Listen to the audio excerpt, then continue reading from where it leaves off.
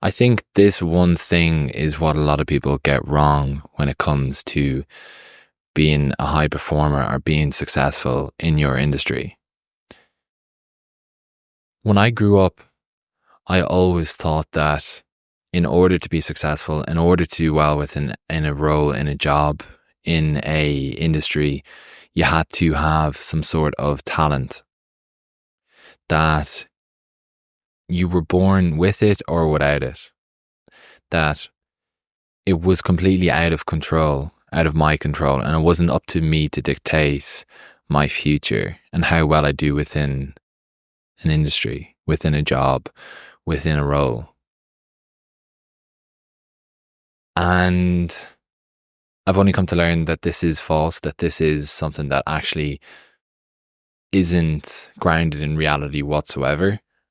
And in this framework, in this video, what I am going to show, what I'm going to explain to you today is how to be good at anything in a short period of time. This is a 4-step framework in order for you to be able to understand what it takes to be the best in your industry or near the best in your industry, and understand that just because you were brought up a certain way, just because you were born a certain way, just because you have X, Y, and Z in your past, in your current environment, that isn't the thing that's going to define you for the rest of your life. I think this was from growing up in a house where there was a lot of financial difficulties.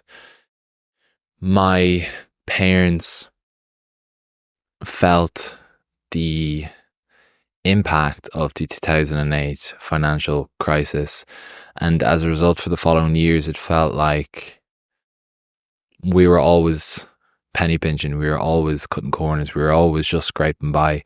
There was no real holidays. After the age of 12, my mum never bought me any clothes. Everything that I had to pay for in terms of a social life or clothes or football boots or runners was completely up to me. So I saw the impacts of financial insecurity and the effects that it had. And to me, it didn't really make sense, because my mum was a great person. My mum was good at her job. My mum was the best person in my life. And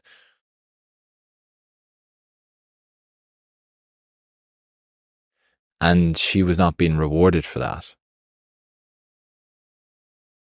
It's only when she shifted into a job that more aligns with her and go into a psychotherapy and counselling role that she really kind of test what she was capable of and start being able to do a lot better as a result.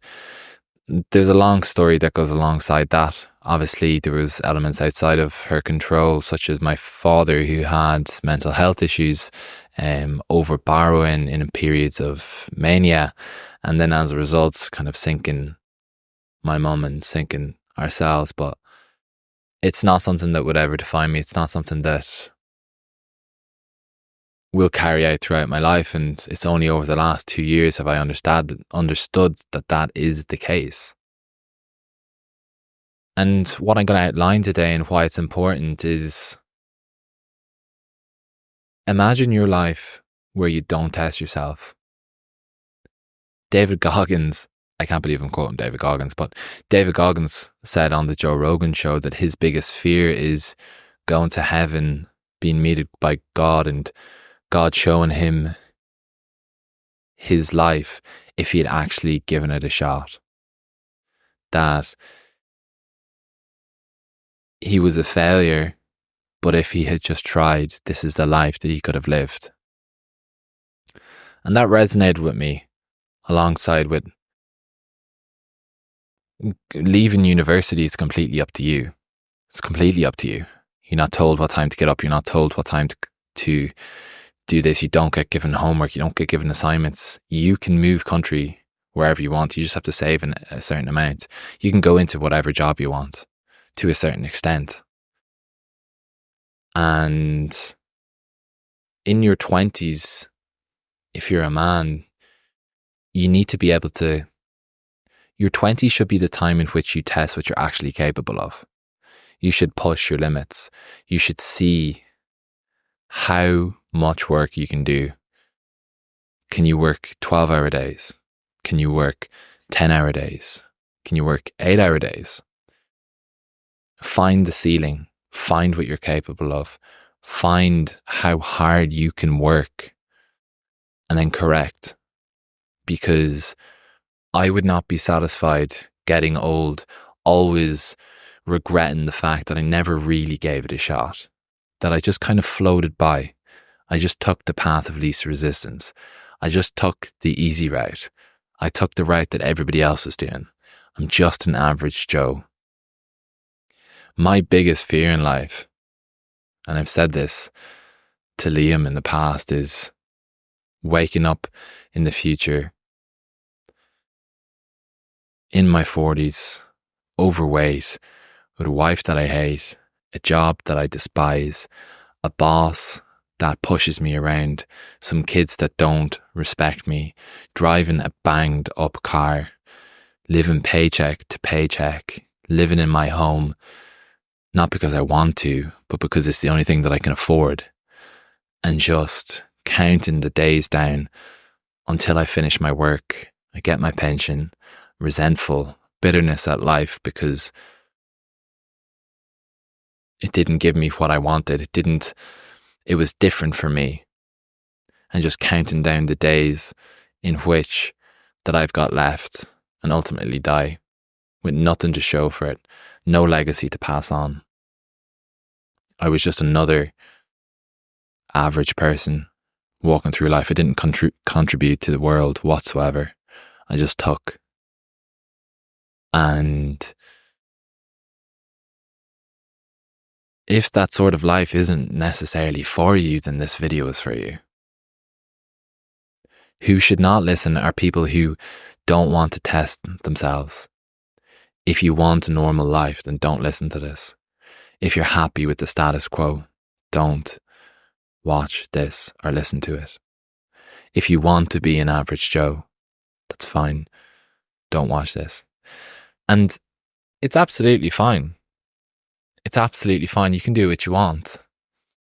If you're happy just with a comfortable life of mediocrity, so be it. I'm not going to hold you against it. But I'm just sharing what I've learned. So maybe this can help somebody, because when I was 18, when I was 17, when I was directionless, when I was unsure of what I was capable of, I wasn't really good at anything. There was nothing that I was good at. People would come in and do talks in our school and it's like, okay, you're obviously good at something. Like there's one thing that all of you would be good at. It's just like, I was like, I'm not fucking good at anything. I don't like school. I'm not good at sports. I've got no passions outside of school except playing PlayStation or Xbox.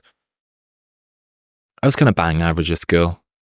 But when the time came, I did the work, and obviously that's why I got decent results.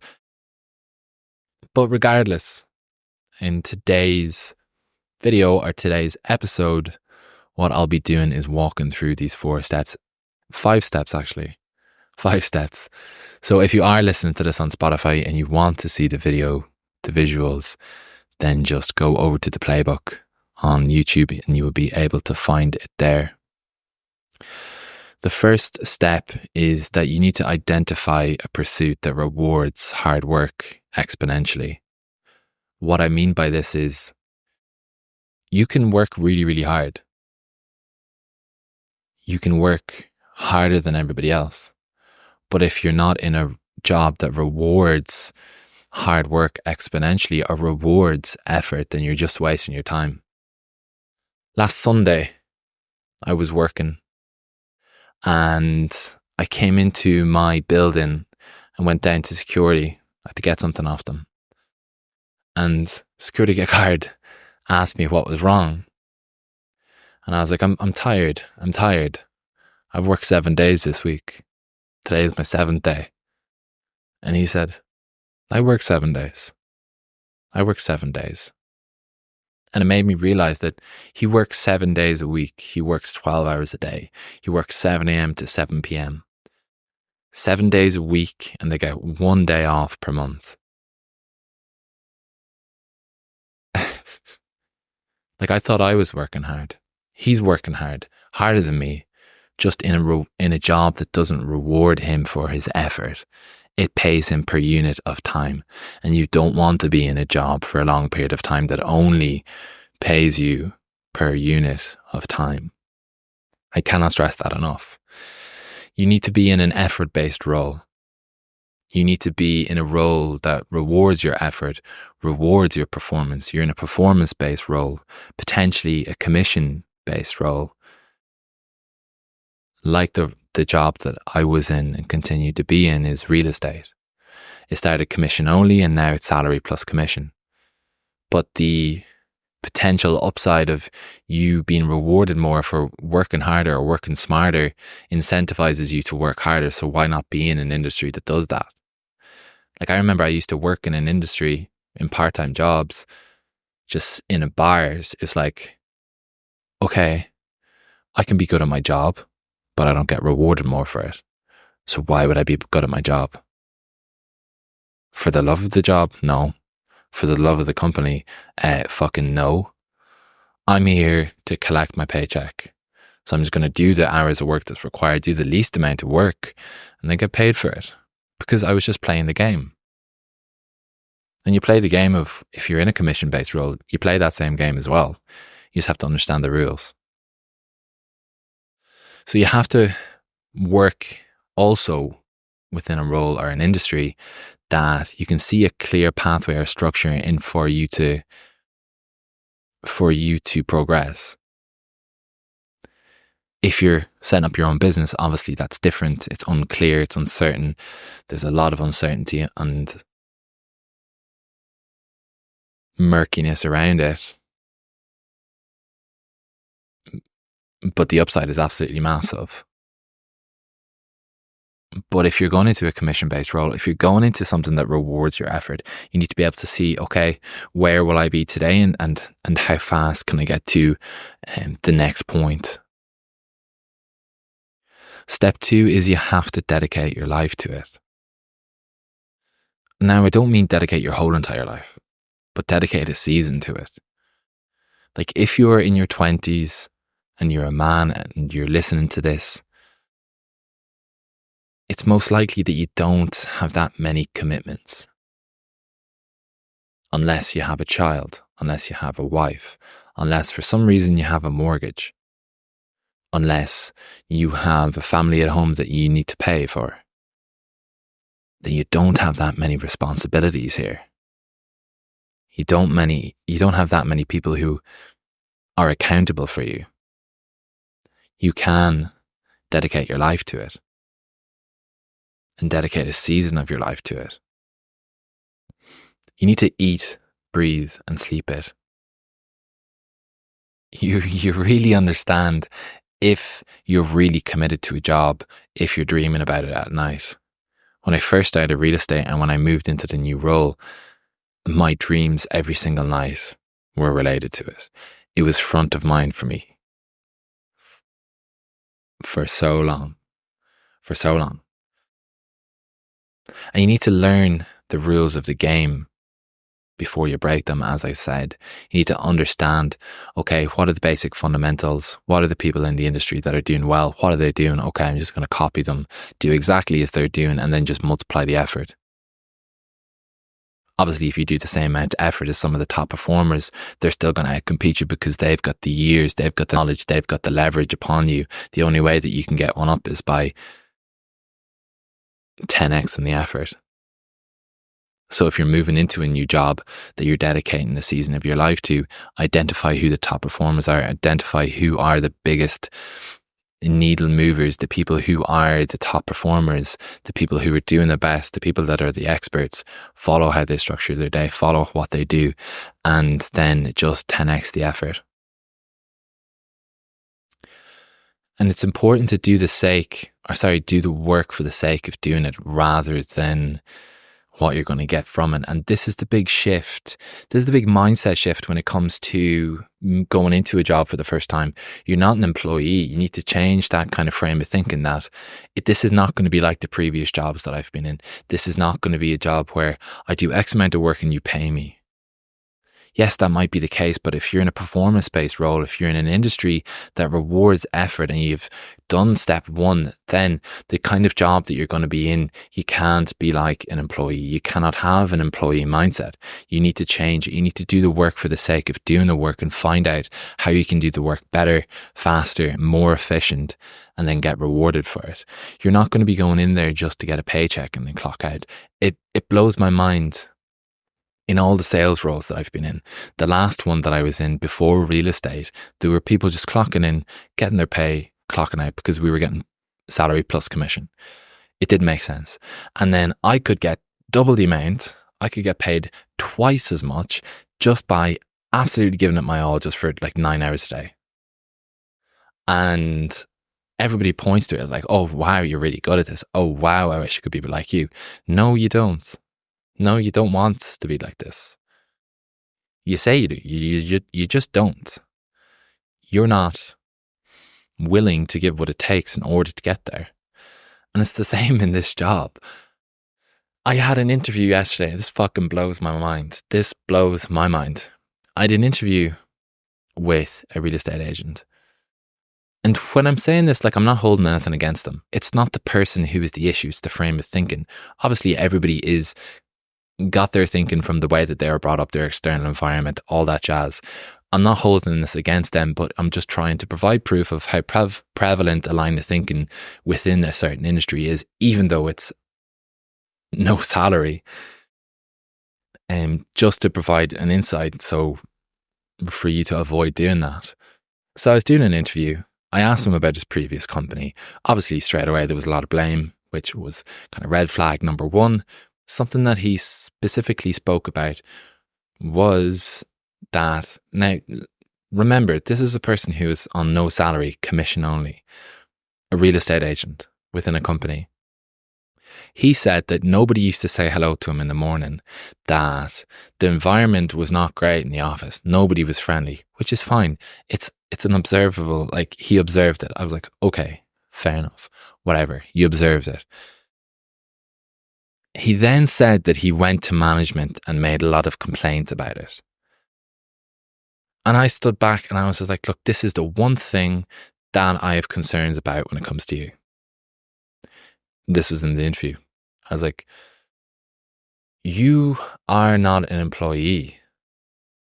You are a business within a business. You are a brand within a bigger brand. The company is the vessel for you to be able to do your work. How the company environment is, how people are friendly to you, that doesn't fucking matter. It does not matter. Because if people don't say hello to you in the morning, how does that affect you making money? How does that affect you doing the best in your job? How does that affect you being a top performer? How does it? It does not. So why are you investing time in it? Why are you investing energy in it? Why are you letting it clog up your mind?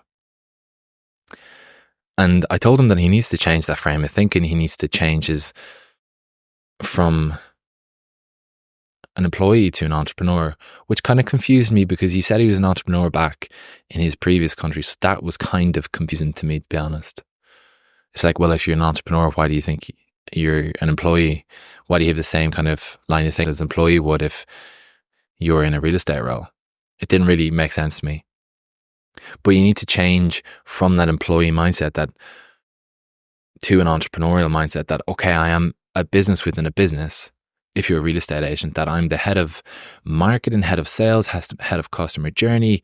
I'm COO, I'm CEO, I'm CFO, I'm everything. The company is the vessel. The company take all the risk. I do not take the risk. The company is paying all the overheads. I'm not paying the overheads. So that's why I'm paying them half of my commission. But everything that is within the company that doesn't affect how much I make or how well I do, it's not important. Everything else is noise.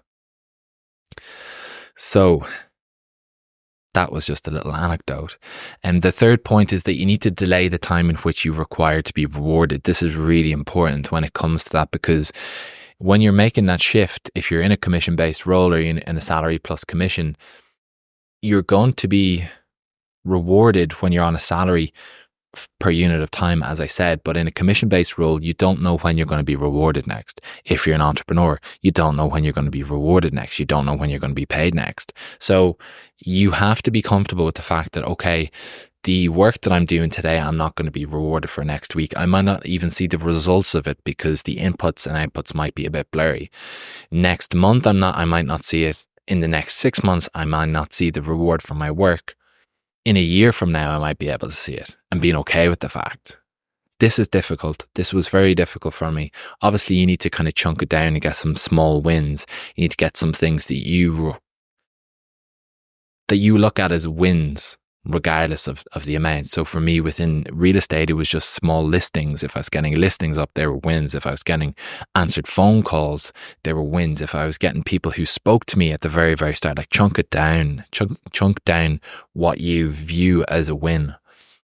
And then to delay the period in which you require to be rewarded. That's what I said is the most difficult thing when it comes to real estate. Not knowing if the thing that I'm doing today I'm going to be rewarded for, if it's even the correct thing I should be doing, if I'm going to be rewarded for it this week, next week, or next year. So you really need to delay that gratification. Be okay with doing the work for the sake of doing the work, not for the outcome or the reward. You will have inclinations that you're moving in the right direction, and that will be evident, but it's important to do the work regardless. Step 4 is you've got to sacrifice. And this isn't pretty. This isn't romantic. This isn't, I wish it didn't have to be this way.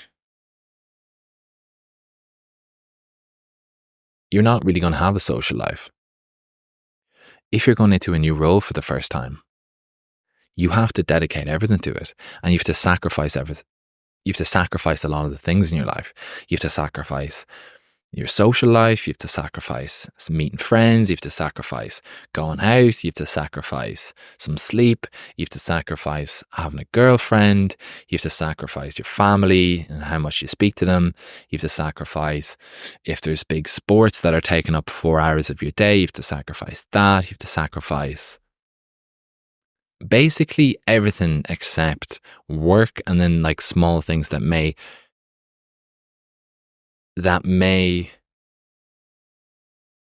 indirectly increase your performance. So for me, there are things that I schedule as downtime. So it could be my men's circle. What else I don't sacrifice is my health. So in the gym, physical. I don't sacrifice my emotional well-being. I don't sacrifice the time I spend in intellectual pursuits in other domains. So this is time reading, listening to podcasts. I don't sacrifice that. I do not sacrifice my sleep. I'm at a stage where I don't have to sacrifice those things. Through different seasons, I might potentially. But if I find that one of those things are negatively correlating with my performance, then it will be sacrificed. Your life is going to look boring. Your life is going to look boring to people on the outside. And I love that. I absolutely love that, because if you're doing the boring work and your life looks boring, you're going in the right direction. Like last week when we were doing a personality test within work, people just thought I was boring because I came out as someone who was habitual, routine, dedicated, hardworking, blah, blah, blah. There was all these words that were extremely boring, quote unquote boring. And when I got that and somebody said, "Oh, that's very boring," I was like, fucking yes. Like, you live in your fantasy. You can live in your romantic life of whatever you're pretending to be, but I'm going to live in the weeds. I'm going to do the boring work so that I never have to do it in the future. I think that's really important, because my life is boring. I could be classed as having a boring life or a boring person, whatever, but that's not always going to be the case. I'm doing the hard work now that the future Brian never has to do the hard work. And this is the beauty about this. This isn't for this to be all doom and gloom and negative and serious and angry or whatever. I mean, your future self will thank you. And then people will point to you as like, "Oh, I wish what you have." Yeah, you wish what I have, but you don't wish to do what I've done in order to get it. That's the reality of it. And then point 5 is that you have to do the work regardless of how you feel. Some days I'm not motivated. Some days I'm not feeling great. Some days I'm sick. Some days I'm feeling like, what's the point? To begin with, within the job, I felt anxious. I felt unmotivated. I felt disengaged. But you just stop correlating how you feel with your ability to do the work. And once you do that once, and once you do that consistently, how you feel will not matter in the future. And that is the case for me now. It's not like I wake up motivated, like, oh, I can't wait. It's 5 a.m. I can't wait to get to the gym and spend 10 hours in the office. Oh, I can't wait. No. But how I feel, it doesn't even come into account. It's like, okay, I have to do it. Like for me, the gym and my program and my physical well-being is all programmed for me by a coach. So it doesn't matter how I feel. I have to do the work regardless, because I know when the check-in comes around that if I show that I did 50% of the gym sessions that were programmed for me, there'll be questions asked and I won't have any viable answer, because I know if I answer it saying, oh, I felt tired and unmotivated, those words coming out of my mouth, I would instantly disagree with and be like, what the fuck am I doing? It used to not be the case. I used to wake up and be like, oh, how am I feeling? Oh, I'm feeling quite tired. I'm not going to go to the gym. I'm going to get another hour in bed. My future self will thank me during the day. I need it. I deserve it. I deserve another hour in bed. When that's just not the case. I've had the most energy doing what I'm currently doing than when I didn't do any of it. When I was in university and I was drinking 3 times a week and I wasn't going to the gym and I was eating like shit and doing 2 hours of work and doing all the social life, I was absolutely wrecked. So like fun doesn't equal energy, like whatsoever. You need to avoid the things that are quick dopamine hits, dopamine pursuits, and do the difficult things. Do the things that aren't pretty, do the things that aren't romantic, and don't really take into account how you feel, because then you're relying on one thing. You're relying on something that is transient. You're relying on something that comes and goes, that is here and is not there. You're relying on this thing that can come and go, like your emotions, your feelings.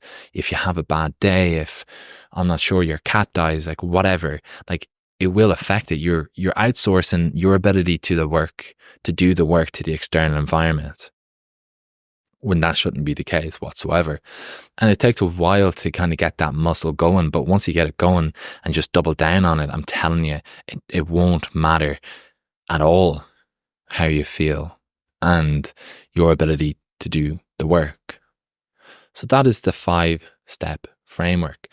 One important factor is this is all dependent on if you actually want it. Like how much do you want it? Do you say you want it? Do you just say it for the sake of saying it because it's trendy? Because a lot of people say they want to be successful. I'd say 80 to 90% of the population of men in their 20s say that they want to be successful. How many are? So like you might say you want to be successful. You might say that you want it. You might say you want to do great things, but you don't. You don't want to change. You don't actually want to be successful. You don't want to do what it takes in order to be successful. You don't revel in the fact that you want to do the hard work. You want to take the path of most resistance. That you want to do whatever it takes in order for you to get to where you need to be. And that's fine, as I said. That's absolutely fine. Because then it's just one less person that I have to worry about. But and I see this so much, like people say they want to change, people say they want to be successful, people say that they want to be the top performing agent, but then they don't display the behaviors that an agent would, even though I outlined to them what exactly it takes in order to be the most successful, the top agent within a company, within a month, whatever. They just don't do it. So it's like, okay, you're not living up to your word here. And there's many occasions of that. You need to live up to your word. If you're saying you're going to the gym at this time, if you're saying you're going to eat something at this time, if you say you're going to eat clean, if you say you're going to sleep at this time, if you say you're going to spend 9 hours in work today and spend 1 hour in deep focus work, then do it. Because every time you say you're going to do something and then you don't do it, you're not affecting everybody else, you're affecting yourself. Because if you are the kind of person that lives by your word, when you say you're going to do something, you're going to do it. And this is really, really important for me. And it's one of the biggest things that I've found out within the last 2 years is that nobody lives by their word. And it doesn't matter to everybody else. Nobody else is going to trust what you say anyways, because you've never actually lived up to your word anyways. But you're not even going to trust yourself. You're living in this mental masturbation of living in the future of the things that you're going to do, the times you're going to get up at, the work you're going to do, and how you're going to be successful, but you're not actually living in the present. You're not doing it presently because you're actually getting some sort of a dopamine hit about talking about the stuff that you're going to do in the future and how successful you will be. And that's a lot easier. It's easier to talk about how successful you're going to be rather than how unsuccessful you currently are and what you're going to do to change it. But again, this is just my opinion based off my experiences. And if you disagree with it, so be it, but it's what's worked for me. And it's what younger Brian would have needed to know. So I'm trying to teach the lessons so you don't have to learn them for yourself. Because I just stumbled into it. I never really went into a sales role thinking that sales was for me. I never really went into real estate because I never really assumed that it was for me. It was just a series of fortunate events. But yeah, I hope you did enjoy the video. I hope you did take something of value from this. And I've got some exciting things to come. I'm going to start interviewing more people and doing some more videos. So if there's anybody that you would like me to speak to, anything that you would like me to answer, let me know. But yeah, I'll see you in the next one.